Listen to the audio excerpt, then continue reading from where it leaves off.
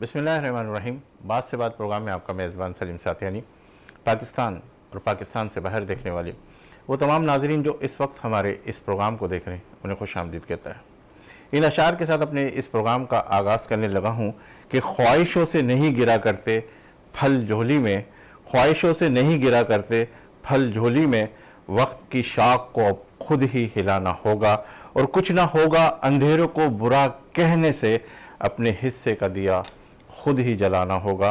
नाज़रीन, आज हम गुफ्तगू करेंगे क्या इलेक्शन वक्त मुकर्रर पर होने जा रहे हैं, सियासी, माशी, अवामी हालात और सियासी मंजरनामा होने क्या जा रहा है, इलेक्शन कब, कैसे और किस तरह होंगे, इस हवाले से आज गुफ्तगू करेंगे। मेरे साथ तीन शख्सियात हैं जो अपने अपने हल्के में किसी तारुफ की मोहताज नहीं।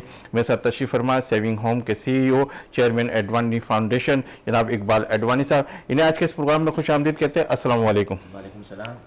मेरे दूसरे मेहमान हैं, मेरे कई प्रोग्राम की जीनत बने, इलेक्ट्रॉनिक मीडिया, मुल्की सियासी अवामी मसाइल पर बड़ी गहरी नज़र रखते हैं, तजिया निगार है सैयद उबैद शाह साहब, इन्हें भी आज के इस प्रोग्राम में खुश आमदीद कहते हैं। अस्सलाम वालेकुम। जी वालेकुम सलाम। मेरे तीसरे मेहमान हैं और कर्नल रिटायर्ड ताहिर मसूद साहब, तजिया निगार है और बहुत सारे इशूज़ पर बिलखसूस सियासत पर बड़ी गहरी नज़र रखते हैं, इन्हें भी आज के इस प्रोग्राम में खुश आमदीद कहते हैं। अस्सलाम वालेकुम। वालेकुम सलाम। इकबाल एडवानी साहब, आपकी तरफ आता हूँ कि इलेक्शन कब, कैसे और किस तरह होंगे, क्या ये सियासत का मंजरनामा आपको नज़र आ रहा है? देखिए, जो टाइम दिया जा रहा है मुझे नहीं लगता उस टाइम तक हो सके, थोड़ा डिले हो जाएंगे इलेक्शन। मेरी अपनी राय है कि इलेक्शन डिले होंगे, बस यही मुझे लग रहा है कि इलेक्शन तो डिले होंगे। उबैद शाह साहब, आप क्या कहेंगे इस हवाले से? मैं तो बिस्मिल्लाहिर्रहमानिर्रहीम सलीम भाई, आपके प्रोग्राम में पहले एक बार ये बात हुई तो उस वक्त जो है वो आपकी ये राय थी कि इलेक्शन कैसे होगा कि वो आगे बढ़ जाए, तो नहीं हो सकता। मैंने आपको कहा कि मैं काफ़ी अर्ली स्टेज पर ही ये कह रहा हूँ कि पटारी में से कुछ ना कुछ निकल आएगा और हालात बदल जाएंगे, इलेक्शन आगे बढ़ेगा। आज तो पिक्चर वाज़े हो गई है। देखें, अदलिया कल भाग पकड़ और दौड़ लगेगी, देखते हैं कि क्या कुछ फैसले वैसले आते हैं, मगर फिर भी मेरी ये राय है कि फ़िलहाल करीब में इलेक्शन होते नज़र नहीं आ रहे। इलेक्शन जो है वो अगर बहुत जल्दी हुए तो मेरा ख्याल है कि 2024 के सेकंड हाफ में कहीं शायद हो सके। मतलब होंगे इलेक्शन? बिल्कुल, इलेक्शन तो नविश्ता दीवार है और इलेक्शन के बगैर गुजारा नहीं, होना ज़रूर है। बट अभी ऐसे जो जिनके हाथ में इख्तियार है उनका ये मंसूबा नहीं है कि अभी इलेक्शन कराया जाए। जी कर्नल साहब, आप क्या कहेंगे इस हवाले से? ये सवाल आपसे। देखिए, इसमें काफ़ी सारे वेरिएबल्स हैं इस वक्त भी देखा जाए तो, और जो डिसीजन डे बाय डे हो रहे हैं इलेक्शन होने के सिलसिले में, करवाने के सिलसिले में या ना करवाने के सिलसिले में, क्योंकि हर चीज़ कंट्रोल्ड है और उसमें अपनी मर्ज़ी से आप चेंज कर सकते हैं सारा एटमॉस्फेयर, तो इट ऑल डिपेंड्स। कल को कोई ऐसी सिचुएशन डेवलप हो जाती है कि जिसमें उनके फेवरेबल रिजल्ट्स आने की तवक्को हो जाती है, कोई ऐसे लोग आउट हो जाते हैं कि जिनका यकीन है कि ये जीतेंगे और नहीं जिताना चाहते, may be for what ever reason, तो अगर वो कोई ऐसी सिचुएशन डेवलप होती है तो बिल्कुल हो जाएंगे। और तो क्या आप समझते हैं कि ऐसा जो सामने मंजरनामा उसके अंदर किसी को माइनस प्लस करने की सिचुएशन है? कुछ माइनस प्लस करने की तो है, बड़ी एक स्ट्रॉन्ग ख्वाहिश है, बहुत सारे सर्कल्स में है, स्पेशली जो पॉलिटिकल पार्टीज़ हैं उनकी तो दिली आरजू है कि किसी तरीके से इनको माइनस कर दे, लेकिन वो खुद नहीं करना चाहती कुछ। वो चाहती हैं कि उनके बिहाफ पे कोई और आके एक्शन करे और बदनामी भी उसके गले में आए, सारा कुछ उसके गले में आए, जो कुछ भी मेहनत भी करनी है वो करे, उसका फल हम बैठ के खाएं। एक बात, क्या आप देखते हैं कि माइनस वाली सिचुएशन नज़र आ रही है आपको? कुछ नहीं, माइनस तो तकरीबन कर दिया गया है ना, उसमें कोई दो राय नहीं है, माइनस तो कर दिया गया है। तो प्लस भी हो सकता है? नहीं, मुझे नहीं लगता फिलहाल। लेकिन जो सिचुएशन नज़र आ रही है, कैसे भी कभी हालात हो जाए, माहौल कभी इस खान तरीके से। साहब के हवाले से आप बात कर रहे हैं। जी जी, खान साहब को नहीं चांस, खान साहब के आने के ना, इनको इलेक्शन में ये हिस्सा अगर नहीं इनको ले सकते। चांस दिया जाए तो आप क्या समझते हैं कि सिचुएशन चेंज हो जाएगी? नहीं, इनको चांस ही नहीं दिया जाएगा तो उस पर क्यों बात करें? नहीं दिया जाएगा चांस, उसके बड़े वसूख से कह सकते हाँ हैं। बिल्कुल बिल्कुल, इनको चांस नहीं दिया जाएगा। कोई हाँ नहीं, इनको चांस नहीं दिया जाएगा, और जब चांस नहीं दिया जाएगा तो हम उसी चीज़ पे बात करें ना, इनके बाद। तो वैसे सब आप क्या कहते हैं कि चांस दिया जाएगा या नहीं दिया जाएगा? ऐसा है सलीम भाई कि पाकिस्तान की जो सियासत है उसके जो असल मराकज़ हैं इख्तियार के, वो नहीं है जो दिखाई देते। और वो एक जज साहब के बड़े खूबसूरत अल्फाज थे, उन्होंने कहा ये मौसीकी बजाते हैं और जैसी बजाते हैं वैसा नाचना पड़ता है। तो यहाँ पे इख्तियारात तो और जगहों पर हैं, जिनके हाथ में इख्तियार है, जब वो राज़ी हो जाते हैं तो जो आउट ऑफ सीन हो गया होता है वो फिर पिक्चर में आ जाता है। अभी आप मियाँ साहब को देखें, मियाँ साहब के कैसे जो है वो बलाएं ले रही है नैब, और उनकी कैसी जो है वो आरतियाँ उतारी जा रही हैं। वो अदालत में खड़े होकर नैब कह देती है जी हमें तो ये मुकदमा ही नहीं चलाना, हमें मतलूब भी नहीं है, हमें ये मुकदमा भी गलत था, तफ्तीश भी नाकिस थी, ये भी नहीं हुआ, वो भी नहीं हुआ। तो अभी कैसे बलाएं ले रही है नैब उनकी, आप देखें जैसे माँ सदके जाती है ना, माँ वारी जाती है ऐसे।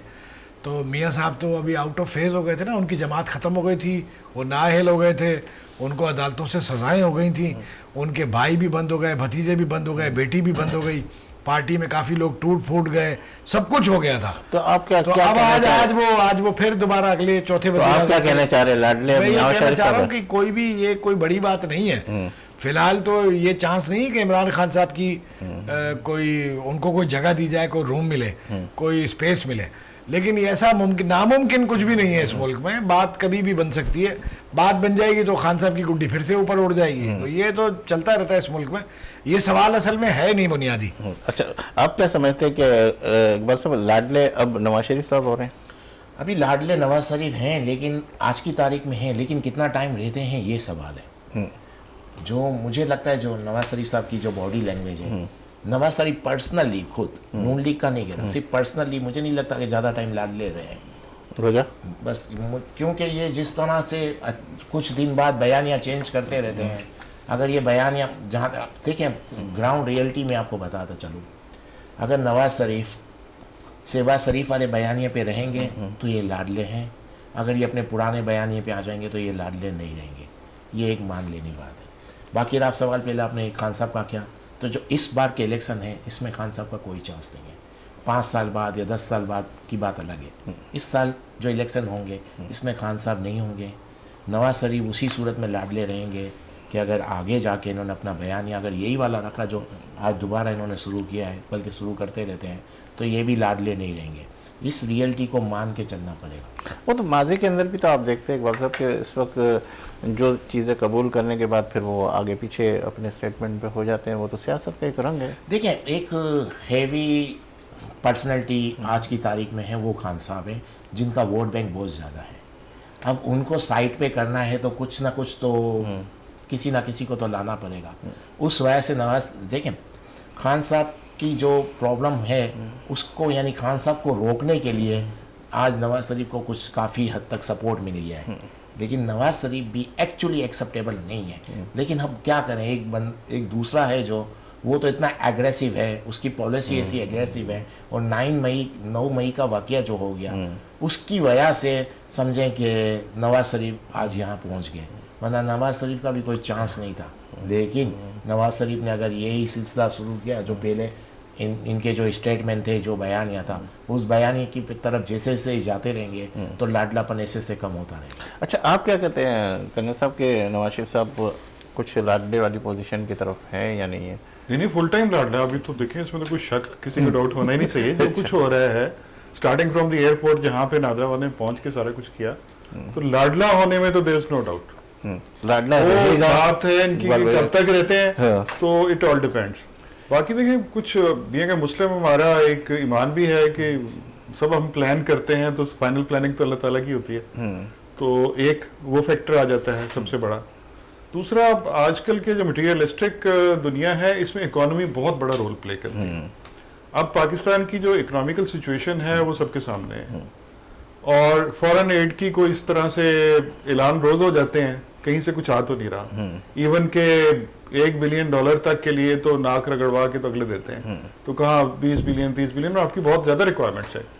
तो एक इकोनॉमी बहुत बड़ा रोल प्ले करेगी इस सारे पॉलिटिकल सिनेरियो को चेंज करने के लिए, कि कौन लाडला रहता है, कौन अंदर रहता है, कौन तो बाहर रहता है। आपकी नज़र में क्या है, मतलब अगर जो सिनेरियो आपको नज़र आ रहा है, अगर ये लोग आते हैं तो क्या मैशत के ऊपर फ़र्क पड़ेगा, या बिलावल भुट्टो साहब आते हैं मैशत पर कोई फर्क नहीं पड़ने लगा। जब तक एक पॉलिटिकल स्टेबिलिटी नहीं कंट्री में आएगी, इकोनॉमी आपकी बेहतर हो ही नहीं तो सकती। आप नहीं चाहते कि इलेक्शन हो जाए तो सारी पिक्चर सामने आ जाए, या फिर यही पिक्चर देखिए इलेक्शन फेयर हो, हाँ, बहुत फर्क पड़ेगा। पूरी दुनिया का कॉन्फिडेंस आपके ऊपर आएगा, इंटरनल स्टेबिलिटी आएगी, पीस हो जाएगा, सारा कोई भी आ जाए, फॉर दैट मैटर, जो पाकिस्तान के लिए ये बेहतर तो जो भी आता है वो कहता है इलेक्शन फेयर हुए हैं, और जो नहीं आता वो तो कहता नहीं, है वो तो एक टिपिकल एक हमारे साइकी है ना, वो तो सब भी हारने वाला तो कोई नहीं मानता कि मैं हार गया हूँ, तो वो तो कहता है कि मेरे साथ दांतरी हुई है, मेरे से ज्यादती हुई है, वो एक सेपरेट चीज है। लेकिन इस वक्त तो एक विजिबल पूरी दुनिया को नजर आ रहा है, अब दुनिया का मीडिया सुनते हैं, सारा कुछ करते हैं, जो कुछ हो रहा है वो जब एनालिसिस करने वाले बैठते हैं वर्ल्ड ओवर तो उनको बताते हैं, तो फिर एक इन्वेस्टर कॉन्फिडेंस कहाँ से आएगा, लोग बाहर से पैसा क्यों लाएंगे। इवन के आपका कैपिटल जो फ्लाइट ऑफ कैपिटल है कंटिन्यू धड़ाधड़ हो रही है, तो इकोनॉमी दिन ब दिन आपकी नीचे जा रही है। वो अब आप फैक्ट्स एंड फिगर्स आपके सामने नहीं आने दे रहे, जाहिर है उनके हाथों में सारा कुछ, तो वो एक सेपरेट चीज है। तो ये इकोनॉमी मेरे ख्याल में एक बहुत बड़ा रोल प्ले करेगी। एक कब इलेक्शन होने हैं, किसने आना है, लाडली ने अच्छा, राजी रहना ये है या वाली नहीं? चीज़ इकबाल भाई मैं आपसे ही पूछता हूँ कि जिस तरह इकॉनमी के हवाले से गुफ्तगू की, तो किस तरीके से आप देख रहे हैं, क्योंकि आप बिजनेस के हवाले से भी दुनिया के कई ममालिक में भी जाते रहे, तो क्या देख रहे हैं आप इस वक्त, कैसे टैकल होगा ये सारा मंजरनामा? देखिए जिस तरह से चल रहा है अभी बस इसी तरह चलेगा। और अगर रहा सवाल के इलेक्शन हो जाते हैं, तो देखें इलेक्शन अगर होते हैं ना, तो आप फिर उधर ही चले जाएं जहाँ से आप आए हैं। जो 16 महीने की जो हुकूमत थी ने, उसी तरह के लोग आ जाएंगे, पीडीएम ही आ जाएगी एक तरह से, क्योंकि किसी को भी अक्सरियत नहीं मिलेगी। इसी तरह से कुछ कुछ सीटें सबको मिलेंगी और समझे पीडीएम वाला ही माहौल हो जाएगा। तो जब आप पीडीएम की गवर्नमेंट देखते हैं, उनमें कैसे हालात थे पाकिस्तान के, तो आपको नज़र आ रहा है कि वो एक मिक्स, यानी एक तरह से हर जमात से थोड़े तो कुछ लोग हैं, फिर उनको अपनी काबीना बरी करनी पड़ती है, मिनिस्टर ज़्यादा रखने पड़ते हैं, अखराजात बढ़ जाते हैं, पाकिस्तान अफोर्ड ही नहीं कर सकता। तो चलाना तो पड़ता है, चलाने का, हाँ तो यही बोल रहा हूँ, चलाना है तो फिर आप कुछ अरसे तक इलेक्शन को भूल जाए। अगर वाकई जेन्युइनली आप बात कर रहे हैं कि अगर चाहते हैं कि पाकिस्तान थोड़ा स्टेबल हो जाए, तो इलेक्शन को काफ़ी डिले कर आप देना समझते चाहिए। हैं केयर टेकर हुकूमत आने से काफ़ी चेंज आया है, काफ़ी थोड़ा वो बेहतर हुआ है। देखें अगर पीडीएम की गवर्नमेंट से आप कंपैरिजन करें तो केयर टेकर की गवर्नमेंट को, तो पहले से थोड़ा बेहतर हुआ है।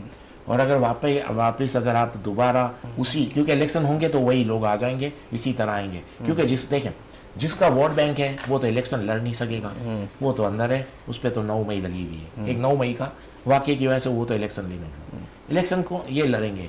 इनका वोट बैंक नहीं है आज की तारीख में पाकिस्तान में किसी का भी। कितने तो ऐसे हैं अपने हलकों में भी नहीं जा सकते, लेकिन अगर इलेक्शन होंगे तो वो जीत जाएंगे। ये रियलिटी मान लें। क्या अब नवाज शरीफ जो पीडीएम की जो गवर्नमेंट थी, आज सब कह रहे हैं प्राइम मिनिस्टर नवाज शरीफ बनेंगे, नून लीग की गवर्नमेंट बनेगी। तो जो पीडीएम थी, जो 16 महीने गवर्नमेंट थी, तो वो भी तो इनकी थी, लेकिन उन्होंने क्या तीर मार लेकिन लिया? अब तो जो सियासत का मंजरनामा बिल्कुल ही चेंज नजर आ रहा है। बिलावल भुट्टो साहब कह रहे हैं कुछ, और अब नवाज शरीफ साहब कुछ कह रहे हैं, तो अब दोनों के अंदर। देखिए मुझे बताएं, आप अब आपने बिलावल की बात की, देखिए कुछ अरसे पहले आसिफ जरदारी साहब ने एक इंटरव्यू में कहा था कि बिलावल साहब ट्रेन नहीं है, सुना होगा, इनको टाइम लगेगा। अब जब ट्रेन नहीं है तो उनको आपने फॉरेन मिनिस्टर बना दिया था, तो इसका मतलब अनट्रेन आदमी को फॉरेन मिनिस्टर बना दिया। इसके कुछ अरसे बाद जरदारी साहब का एक और इंटरव्यू आता है, उसमें ये कहते हैं कि या मैं प्राइम मिनिस्टर बनूंगा या बिलावल भुट्टो बनेगा जब। आप खुद कुछ अरसे पहले, कुछ दिन पहले कह रहे हैं कि बिलावल ट्रेन नहीं है, दूसरी तरफ आप कुछ दिन बाद आप कह रहे हैं कि ये प्राइम मिनिस्टर बनेगा। तो मकसद कहने का इनको खुद को ही नहीं पता ये क्या कह रहे हैं। मैं ये कहना चाह रहा हूँ, लेकिन वो तो किंग कहते हैं लोग, जरदारी लोग क्या साहब कहते हैं, तो देखिए लोग क्या कहते हैं, लोग कि क्या नहीं कहते, सियासत छोटे के पाकिस्तान की आवाम की राय भी एक नहीं होती।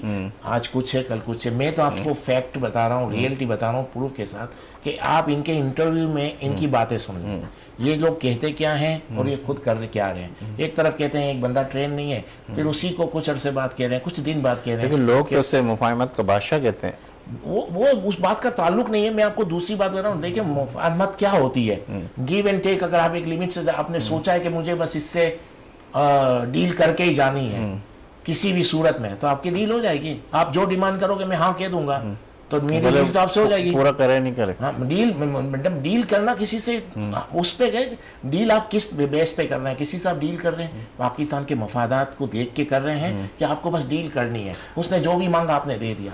इसका मतलब जो डीलिंग के अंदर वो पाकिस्तान की मफादात को नहीं देखा जा रहा। मैं बताता चलूँ, एक बार इनका जो काफ लीग का जो मसला चल रहा था, जिसमें कहा गया था कि बेनज़ीर के भुट्टो के मर्डर में काफ लीग की इन्वॉल्वमेंट है, परवेज़ इलाही का नाम तक आया था, आप लोगों को मालूम होगा। फिर कुछ अर्से बाद इनको डिप्टी प्राइम मिनिस्टर बना दिया गया। एक अलग से पोस्ट निकाली जो पाकिस्तान में है ही नहीं, वो अलग से एक ओहदा निकाल के इनको दे दिया। तो जब आपने डील ही करनी है तो आप कुछ भी कर जाएंगे तो डील तो हो जाएगी। डील करना बड़ी बात नहीं है। डील करने के वक्त आप किसी से डील कर रहे हैं, आप जो पाकिस्तान के मफादात हैं उसको मद्देनज़र रख के कर रहे हैं तो उसको देते हैं डील। अगर आप उसके मफादात पाकिस्तान के मद्देनज़र रख के नहीं करते तो वो तो डील नहीं हुई ना, वो तो फिर आपने बस अपना मफाद पूरा कर लिया कि मुझे बस करना है ये काम। सियासतदान की बात करेंगे फिर हम आपसे। अच्छा सईद उबैद शाह साहब, आपकी तरफ आता हूँ कि राव अनवार साहब का जो पीपल्स पार्टी के हवाले से बयानात चल रहे हैं, वो उसको क्या देख रहे हैं आप, किस तरीके से? वैसे तो देखें, राव अनवार साहब ने बड़ा तहलका खेज इंटरव्यू दिया, हलचल मचाई बड़ी, लेकिन बादी उन नज़र में केमिस्ट्री में अगर आप देखें तो इसमें कुछ नयापन नहीं है। इसमें एक तो देखें ना, अभी ज़ुबैर अहमद साहब ने एक दिन नून लीग के रहनुमा जो यहाँ गवर्नर सिंध रहे, एक बार उन्होंने जनरल बाजवा के लिए कुछ सख्त बात की कि मैं मिला और यूँ हुआ, मेरे फैमिली टर्म से फलाएं। अगले दिन उनकी तस्वीरें आ गई बड़ी नाजेबा, बड़ी वाहियात, और उनकी जो है तो जो भी जो है वो गेट नंबर 4 की तरफ इशारा करता है, उसका कुछ ना कुछ बाहर आ जाता है। वो कोई बना के रखी होती फाइलें, किस लिए रखी हैं, उन्हें सड़ाना थोड़ी है, वो बाहर निकलती हैं फिर। तो राव अनवार साहब बहादुर बच्चे, जरदारी साहब कहते, जरदारी साहब भी जानते थे सिर्फ मेरे लिए ही नहीं काम करता, सिर्फ मेरे लिए ही काम नहीं करता, लेकिन वो चलाते थे। उनको ये उम्मीद नहीं थी कि ये जो पार्टनर इन क्राइम है मेरा, ये कभी मेरे खिलाफ भी चला जाएगा। बहरहाल उसकी भी कुछ दुखती रगें होंगी वहाँ, जहाँ जब बिलावल ने कहा कि हम गेट नंबर 4 की सियासत नहीं करते, अगले दिन उसने इंटरव्यू दे दिया राव अनवार ने। उसने बता दिया वालिद साहब के सारे कच्चे चट्टे, और अभी बहुत कुछ है जो और सामने आने वाली बातें हैं। तो सब्सटेंस जो उन बातों में है, बात ये सिग्निफिकेंट नहीं है कि राव अनवार किस तरह आसिफ जरदारी साहब के ख़िलाफ़ हो गया।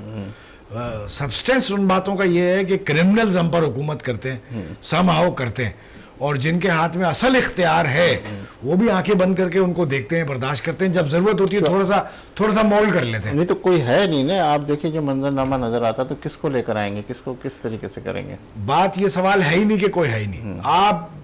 आप कुछ भी कर लें, आपका डब्बा खाली निकलेगा अगर पिया नहीं चाहेगा, ठीक है ना। यहाँ जेन्युइन लीडर्स कब प्रमोट होने दिए गए, कब आगे आने दिए गए, कौन से आगे बढ़े?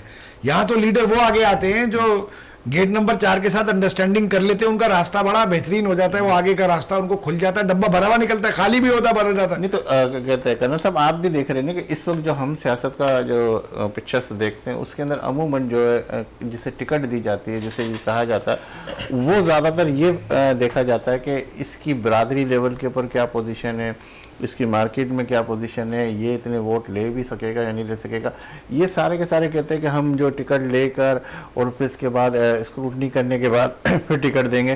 तो क्या आप समझते हैं कि इस तरह की वो होती है या फिर वही ग्रुप को उसी तरीके से आगे डिलीवर कर दी जाती है टिकटें? देखिए, स्टैंडर्ड सिस्टम में तो बिल्कुल आप ठीक कह रहे हैं, ऐसे ही था और ऐसे ही चलेगा पाकिस्तान के अंदर, लेकिन इंटायरली डिफरेंट इस दफ़ा का जो है ना सिनारियो बहुत डिफरेंट है। अच्छा, इस दफ़ा ये चीज़ें बिरादरी ये सारा कुछ वो एक इंडिविजुअल लेवल पे तो कुछ ना कुछ किसी हद तक इन्फ्लुएंस रखेगा, बट ओवरऑल नेशनल सिनेरियो के अंदर जो एक फिगर है जिसको वो कहेगा, किसी को खड़ा कर दे, किसी मुलाजिम को खड़ा कर दे, किसी को कह दे वकील है, फलाना है, कोई बिरादरी ना हो, कहीं से आया हो, कौन है कोई ना जानता हो। शेर अफजल को कौन जानता है?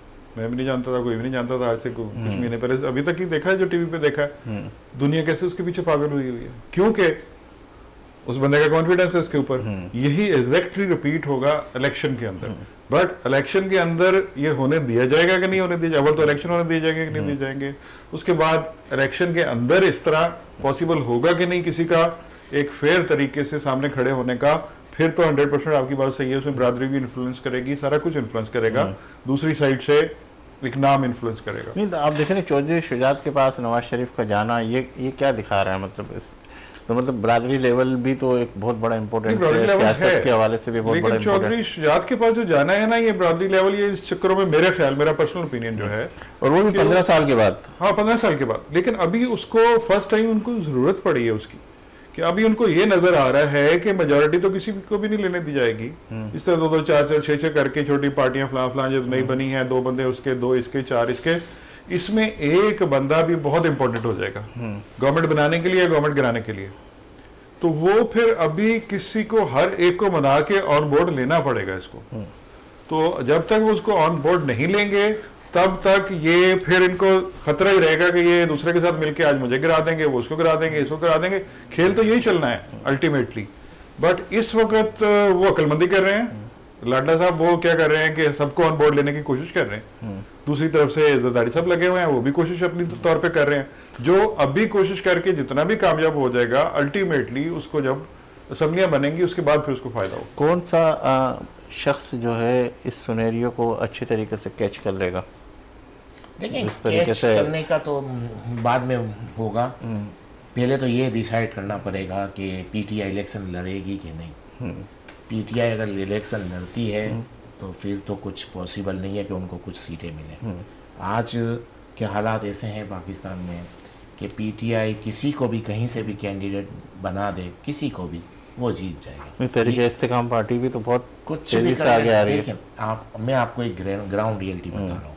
आज जो खान साहब की मकबूलियत है किसी लीडर की पास्ट में पाकिस्तान में नहीं रही है।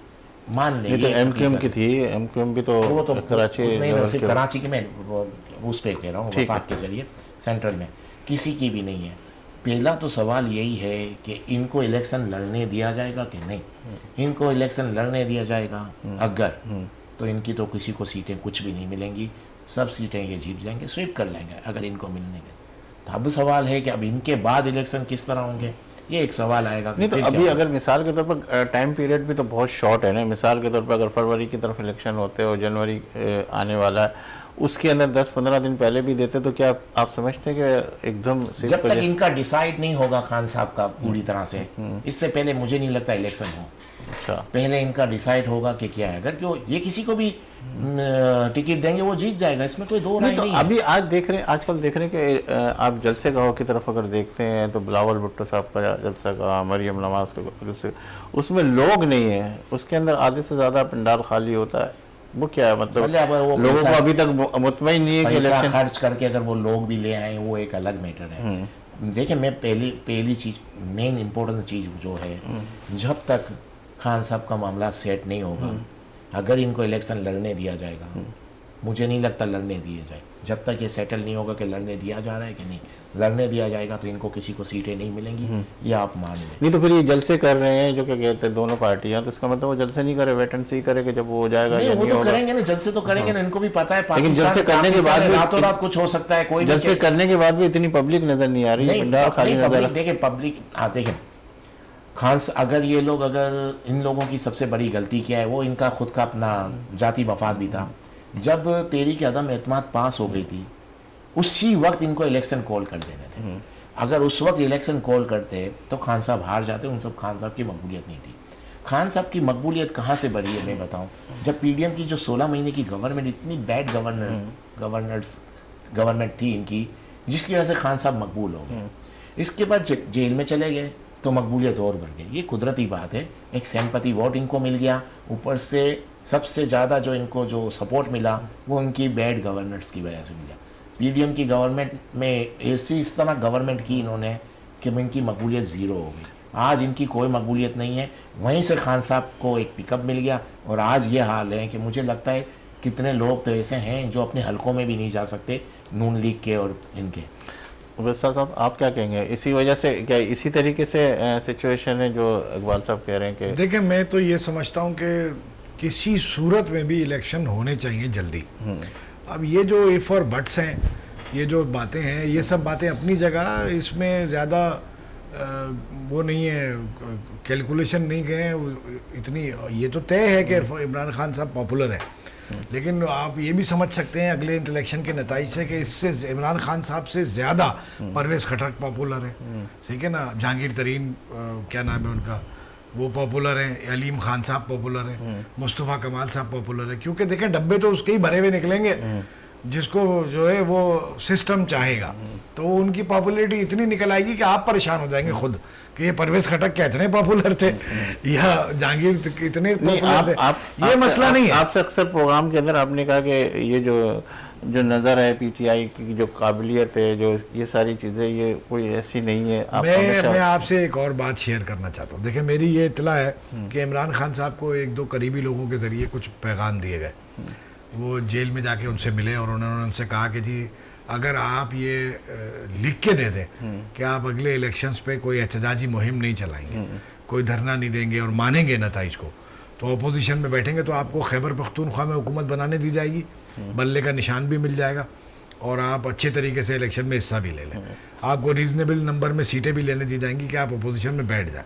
लेकिन इमरान खान साहब को अपना अभी इस वक्त जोम है पॉपुलैरिटी का, उन्होंने कोई भी बात लिख के देने से या डील करने से या एश्योरेंस देने से इनकार कर दिया, जिसकी वजह से मुस्तकबिल करीब में यानी तयशुदा शेड्यूल के मुताबिक तो इलेक्शन होने वाले नहीं है। मेरा ये कहना है, आज तो इलेक्शन का शेड्यूल अनाउंस होना था ना, 54 दिन आज से पूरे होने थे, वो नहीं दिया इलेक्शन कमीशन ने, बहाना कर लिया, लेकिन अभी और बहाने भी निकलेंगे।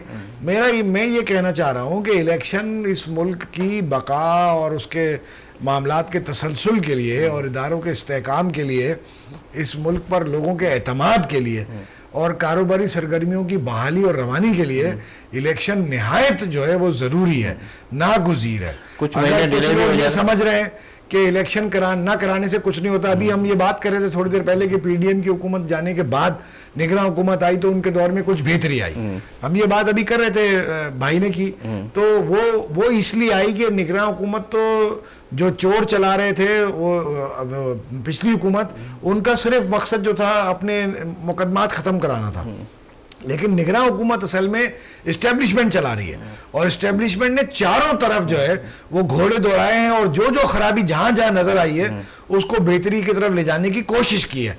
मसलन मैं 10 चीजें अपनी जाती नॉलेज की बुनियाद पर गिनवा सकता हूँ। यहाँ कराची की सतह पे स्मगलिंग का कपड़ा पकड़ा गया, स्मगलिंग की गाड़ियां पकड़ी गई, मंशियात के खिलाफ क्रैकडाउन हुआ, डिफेंस से मंशियात घरों में से फैक्ट्रियां पकड़ी गई, ठीक है ना, बहुत कुछ बदला, गोडाउन से चीनी निकलवा के मार्केट में दी गई, बहुत कुछ बदला, बहुत सारे काम किए, गैर कानूनी हाइड्रेंस रेंजर्स वाले बिल्डोजर ले गए, ले जाके तोड़वाए। यहाँ कराची में बहुत कुछ ऐसा था जो बड़ी ही खराबी के साथ पिछले 15 सालों से चले जा रहा था 15 सालों से, अभी भी चल रहा है या नहीं, अभी तो बड़ी बेहतरी आई है। हजारों ट्रांसफर पोस्टिंग्स हो गई हैं, हजारों। आप ट्रांसफर पोस्टिंग का ऑर्डर 11 अगस्त के बाद से अब तक के देख लेंगे, थाउजेंड्स में चले गए। पियोन तक बदल दिए गए सरकारी दफातर के, कराची से कंदकोट भेज दिए गए, कश्मीर से लाके कराची में लगा दिए गए, हजारों लोगों के तबादले हुए, क्योंकि पीछे जो एस्टेब्लिशमेंट है वो चीजों को ठीक करके कुछ अरसे चलाना चाहती है। उनका पहले से माइंडसेट था कि ये निगरान हुकूमत लंबी चलेगी और इसमें बेहतरी नजर आनी चाहिए लोगों को, ताकि लोग इलेक्शन के लिए ज्यादा प्रेशर ना करें, मोबिलाइज ना हो, मोटिवेट ना हो, सियासी जमातों के हाथ में खेले ना, और लोगों को महसूस हो कि भाई अभी मामला बेहतर चल रहे हैं तो ये चलते रहे। अच्छा, इकबाल साहब आपकी तरफ आता हूँ कि अगर कर्नल साहब की तरफ भी मैं मूव करूँगा, लेकिन एक सवाल मेरे जहन में आ रहा था, जिस तरीके से MQM की जो सियासत है उस हवाले से, MQM कराची के हवाले से, सिंध के हवाले से, क्या लगता है आपको कि नवाज शरीफ ज़्यादा सूटेबल है, पीपल्स पार्टी ज़्यादा सूटेबल है, MQM किसके साथ अलग करने की कोशिश में है, ज़्यादातर नवाज शरीफ की तरफ ज़्यादा मूव है? देखें, MQM वफाक में जिसकी हुकूमत होगी उसके साथ करेगी और सिंध में जिसकी हुकूमत होगी उसके साथ भी करेगी। अगर आप जो महसूस हो रहा है कि वफाक में नून लीग की होगी और सिंध में पीपल्स पार्टी की होगी, आज भले वो कुछ भी बयान दे दें, ये दोनों से इत्तेहाद कर लेंगे बाद में। ये MQM तो इसी तरह चलेगी और इसी तरह चलते हैं, तो यही रियलिटी है। उबैद भाई, आपका भी यही जहन के अंदर खाका है? नहीं, असल में आप MQM को एक पॉलिटिकल एंटिटी के तौर पे आप देखें नहीं। MQM की कोई सियासी, अगर वोट बैंक की सतह पर कुछ लोग उनको वोट डालेंगे या पार्टी का कोई नज़्म ज़ब्त मौजूद है, कोई ढांचा मौजूद है, वो अपनी जगह है, लेकिन MQM के जो रहनुमा हैं, जो लीडरशिप है, उनकी अपनी कोई फैसला करने की ना सलाहियत है ना इख्तियार है, वो एक फॉर्म पर चलते हैं, समझे ना, उनकी कोई आप उनको गिनती में नहीं रखते। जी हाँ, मैं बिल्कुल सही कह रहा हूँ, मैं MQM के रहनुमाओं को उनके मुंह पर ही कहता हूँ और वो जानते हैं ये बात, और वो खुद मान लेते हैं अपनी निजी महफिलों में कि हमारे पास तो कुछ करने को है नहीं, कोई ऑप्शन ही नहीं, हमारी कोई हैसियत ही नहीं, हमें जो कहा जाएगा वो करने पे हम मजबूर हैं। नहीं तो कराची की सियासत तो वो तो अभी कह रहे हैं कि ये सारा चेंज है और इस तरीके से हम आएंगे, अब वो करेंगे, ये करेंगे, ये वाला। सिंध की सियासत में तब्दीली नजर आ रही है अगर टाइम बढ़ा आगे। मैं पहले भी एक दफ़ा ये बात कह चुका हूँ कि अगर अभी इलेक्शन नहीं होते हैं तो ऐसे हालात नज़र आ रहे हैं कि बुनियाद डाली जा रही है कि अब कोई सिंध की आवाम कोई तब्दीली देखे। पीपल्स पार्टी 15 साल से चलती चली आ रही है, अब कोई एक नई हुकूमत सिंध के अवाम को मिले, जिसके लिए कुछ ताकतों को, सियासी ताकतों को उनको सरगर्म किया गया, जिनमें काबिल ज़िक्र सबसे पहले हम एक दफ़ा और भी बात कर चुके हैं कि राशिद सुमरो साहब JUIFA वाले, उनको काफ़ी, और GDA को काफ़ी पीछे से सहूलत दी जा रही है कि वो एक्टिवली जो है वो कुछ सिंध को, पीपल्स पार्टी को रिप्लेस करने के लिए कुछ कर सके। लेकिन एक बड़ा धचका लगा GDA को कि सरदार अली गौर खान मेहर जो है वो चले गए पीपल्स पार्टी में वापस। तो अब ये GDA की वो बड़ी मजबूत शख्सियत थे। इससे ये अंदाज़ा होता है कि जो पीछे से कोशिशें कर रहे हैं शायद वो कामयाब ना हो पाए, और पीपल्स पार्टी के अलावा सिंध के लोगों के पास मुतबादिल अच्छा अभी भी अवेलेबल नहीं है। ये एक मेरी राय है, और शूमीय किस्मत कही है या बड़ी अफसोसनाक बात कही है कि पीपल्स पार्टी के जो हालात हैं, इनके अलावा कोई अच्छा नेमुल बदल यहाँ के लोगों के पास अवेलेबल नहीं है। अच्छा, तहरीक इस्तेकाम पार्टी के हवाले से मैं आपसे कहूँ कि इस वक्त आपको क्या सिनेरियो नज़र आ रहा है? इसकी भी कुछ सीटें निकलती हुई नज़र आ रही है, या इनकी सियासत से पंजाब तक रहेगी या पूरे पाकिस्तान की तरफ? पूरे पाकिस्तान का तो सवाल ही पैदा नहीं होता। पंजाब तक भी वो जो उन्होंने टारगेट रखा हुआ है करवाने वालों ने, जिन्होंने बनाई है ये पार्टी, तो एग्जैक्टली उनको पता है कि इनको कितनी सीटें दिलवानी है। तो इसलिए इस चीज़ में तो कोई शक ही नहीं कि उनको मिलनी है सीटें। दिलवानी है से मुराद ये कि इसका मतलब इलेक्शन को आप किस तरह? इलेक्शन तो ये अभी देख लें, पहले भी कितने फेयर होते थे, चलें कुछ भी थोड़ा बहुत आप कह लें 10, 20, 30% होते थे। अब तो 100% ड्रामाबाजी चलनी है। तो ये मर्दमशुमारी, ये सारी चीजें तो हुई है। अब IMF का प्रेशर है तो उनको दिखाने के लिए हमने इलेक्शन कराए हैं, अगर करवाए गए, या जो भी जहां से प्रेशर मिल रहा है तो उनको एक दफा सेटिस्फाई कर देंगे, हमने देखे इलेक्शन करा दिए। तो बस इस तरह थोड़ी इलेक्शन होते हैं कि इन हालात में, और इस तरह किसी एक को प्रेस किया हुआ है जो सबसे पॉपुलर पार्टी है, उसको आप हिलने नहीं दे रहे, उन लीडरों को बंद कर रहे हैं, ये कर रहे हैं, वो कर रहे हैं, तो लोगों को कॉन्फिडेंस कैसे आएगा इलेक्शन पे? कुछ भी हो जाए, अभी भी किसी से पूछेंगे वो कहेंगे जी इलेक्शन तो ड्रामा। तो जिस तरीके से गुफ्तगू हो रही है, जिस तरीके से बात हो रही है, जिस तरीके से हम चैनल के ऊपर बहुत सारे प्रोग्राम देख रहे हैं, सब चीज़ें, तो इसका मतलब है कि वोट कास्टिंग जो है बहुत ही कम नज़र आएगी, बहुत ही इस तरीके से सिचुएशन होगी। लेकिन अनलेस के खान साहब को डिसाइड करें कोई ऐसा, जिस तरह की उनके सरप्राइजेस आते रहते हैं, तो वो अपनी प्लानिंग को करें कि जी लोगों को कहें कि आपने निकलना है और ये करना है, चाहे वो होती है उनकी जमात उसमें इलेक्शन के अंदर, नहीं होती, निशान होता है, नहीं होता है, व्हाटएवर, वो डिसीजन वहाँ पे होगा डिपेंडिंग अपॉन द सिचुएशन कि इलेक्शन होते भी हैं कि नहीं होते हैं और कब होते हैं। अगर होते हैं तो वोट कास्टिंग का रेशो क्या नजर आ रहा है आपको, कितना? वोट कास्टिंग तो बिल्कुल ही मेरा ख्याल है सबसे लोएस्ट पाकिस्तान की हिस्ट्री की होगी। और अगर PTI आ जाती है इलेक्शन के अंदर तो फिर तो बहुत एंथुसियाज्म होगा, फिर तो पाकिस्तान की सबसे हाईएस्ट वोट कास्टिंग होगी। अच्छा, मैं आपसे एक और सवाल की तरफ आ रहा हूँ कि आर्मी चीफ का दौरा, अमेरिका जो दौरा हुआ है बाहिमी ताल्लुकात के हवाले से, उसे आप कैसे देखते हैं? देखिए, बहुत ही इस वक्त नाजुक सा मरहला है पाकिस्तान के लिए, इस पॉइंट ऑफ व्यू से जो आपने बात की है। कीपिंग इन व्यू जो आप अफगानिस्तान की सिचुएशन देख रहे हैं, फिर पाकिस्तान के अंदर हर एक जो भी नोटेबल्स हैं उनके डिफरेंट अफगानिस्तान के बारे में ओपिनियन है, कोई कहता है इनको पढ़ जाओ, कोई कहता है जी सुलह कर लो, कोई कहता है कि इनको क्यों वापस भेजा, और अमेरिका का क्या इंटरेस्ट है इस वक्त, ये सारा कुछ वहाँ बैठ के ये चीज़ें डिसाइड होनी है। एक ये अफगानिस्तान का, दूसरा इंडिया के साथ हमने कैसे चलना है।